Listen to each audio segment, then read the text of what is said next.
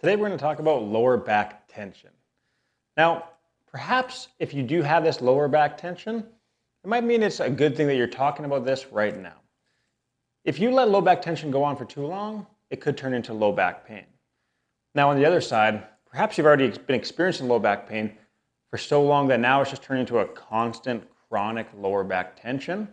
If that's the case, we have a bit of a different situation. It's going to require a little bit more work. And if that is you, please make sure that you reach out to your healthcare provider to book in a consultation or an assessment to make sure that we understand what is going on exactly and give you the right advice. Now, this video today is just talking about lower back tension, okay? Not pain, not achiness, just tension. Good news is, if you are feeling that lower back tension, you're not alone. You're in good company. The vast majority of people are going to be experiencing some level of lower back tension, sometimes on a daily, weekly, monthly basis. But still, the majority of humans in our society today are going to experience some form of lower back tension. So fear not, all hope is not lost. Now, in previous videos, we've discussed the importance of various exercises to prevent low back tension here. And I want to make sure that you do go back and look at those in more depth. But this video is going to be giving a bit more of a high-level summary, so you can do a little bit of detective work to figure out which of these exercises can be the best thing for you, so you can save some time and go find those right videos. Now, a big portion of lower back tension is going to come down to how your pelvis is.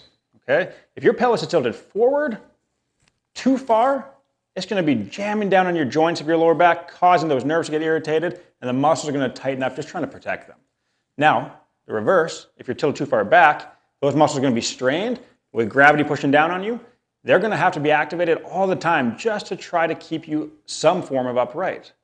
You want to find that sweet spot. So if you feel like this might be you, go take a look through our pelvic tilt video. We want to find what that neutral is. And neutral is different for you, different for me, different from everybody. But ideally, neutral means those lower back muscles are not high tone. In fact, you can move them around. They're pliable. That way you're actually letting gravity push down on your spine, using your spine as opposed to your muscles continuously. That'll be step one. Now that's important for sitting, standing, exercising, walking. If any of those motions you really feel low back tension, check out your pelvic tilt first. All right.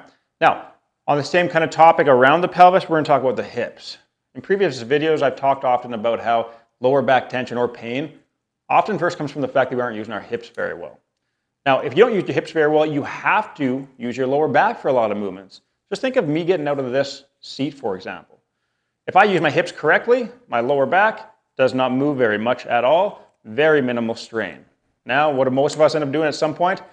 Well, we kind of lean forward, we round, push back up. And that might feel fine for the first couple of times. But as you keep doing this time and time again, day after day, week after week, month after month, eventually those muscles are saying, hey, we need a break. They need a vacation. So they're going to say, all right, we're just going to lock you up here until you forcefully give us that break. So consider, how are you moving through your hips, right? Because ultimately, even if you get yourself out of lower back tension, if you keep moving poorly, if you don't move properly, you're going to end up right back here watching the same video again. So let's try to learn that lesson as quickly as possible. Now, the other part with this goes into what we talk about as a hip hinge. Now, you can find those videos as well. I'm going to demonstrate from this manner.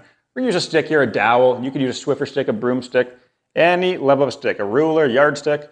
You want three main points of contact here. So this stick is always going to be on the tailbone, the mid-upper back, between the shoulder blades, the back of the head. Now, when I stand up, those 3 points of contact should remain. This is the same thing for squats, deadlifts, any aspect like that. You want to maintain these 3 points of contact, so that way you're moving through your hips. Now, what ends up happening for most of us who have lower back tension or pain? Well, we're going to lose one of those spots. Maybe it's the lower back and you are able to get up from that position. Maybe your head comes forward first. Maybe your back is just so rounded that you lose both of those positions, placing a really unnecessary amount of stress on those lower back muscles, which, hey, no doubt they're going to be tight on you. So if this seems like something you might want to look into, please check out our hip hinge video. Otherwise, a little public service announcement. When you're feeling that low back tension, something that people are commonly doing is going to their trusty foam roller, thinking, hey, I'm doing myself a great favor by rolling my lower back. It feels good. I get some pops and clicks, just like you do, right? Well, that's actually not a great thing for your lower back. That lumbar spine does not thrive in that extension. All right, so to give an example of what we're talking about here, people love to put that roller here, get that big extension through their lower back, get a nice pop and a click. Maybe they feel better for a moment. It does not last, and oftentimes that pain or tension will come back worse than it was before. All right, that puts your spine, again, in that really unnecessary position, just like we said the pelvic tilt, jamming the spine together, causing those nerves and muscles to get irritated and tighten up. So please, if you don't learn anything else from this video, do not foam roll your lower back. Keep this to shoulder blades above, as well as other areas of your body, just not your lower back. A great tool, not for your low back though. Now, what do we like instead? Well, our favorite tools are going to be either a lacrosse ball or a peanut, which is a double lacrosse ball. The peanut's the best one, in my opinion, because your spine is processed. The kind of sharp parts of your spine can go right into this little cavity, allowing both these balls to be on either side in the paraspinal muscles, which are likely what's tight on you right now. Now, this is nice because it also creates symmetry, whereas a lacrosse ball is going to be obviously on one side, not the other. So I'll demonstrate on this bench. Now, you can be doing this on the ground, ideally, some firm surface. So just for the sake of this video, I'm going to demonstrate on the bench. But please realize that your legs are going to be on the same level here, okay? So if I'm doing a little peanut rolling, we're going to put that in a sore spot, tight spot. My legs are going to be flat, right, because they're on the ground for the demonstration of this video. Please don't be trying to actually lift your legs up. This is not a core exercise. This is just so you can see where this ball is at. We're going to stay on that ball in that area until the pain goes down by half. A common error, people just end up really extending through their lower back, okay? Now, you can do the same thing with a lacrosse ball, but like I said, it's going to be a little bit more asymmetric. So make sure that you compress that down and try to get yourself as symmetric as possible so that way you're not kinked up, okay? So whenever you're using a ball like this, you want to make sure that you actually apply a little bit of pressure from your stomach down into the ball, flattening things out, and doing some deep breathing through those sections, okay? Please watch our other videos we have foam rolling videos, we have lacrosse ball videos, we have peanut rolling videos. Whichever one is the implement that you have at home or can quickly pick up. Now, the big thing with these, we want to reduce tension. Now, physiologically speaking, studies have been really clear on showing that's about 3 to 5 minutes for that to happen. Now, what are you looking for at home? Well, you want that tension to go down by half. So if you start off and you're like, oh, that's about a 6 out of 10 for tension, stay on that ball until the tension goes down to about a 3. Again, that's about 3 to 5 minutes. So if you don't have that 5 minutes available to you, please just don't even spend your time off the bat doing it because you might end up creating more issues than you're solving.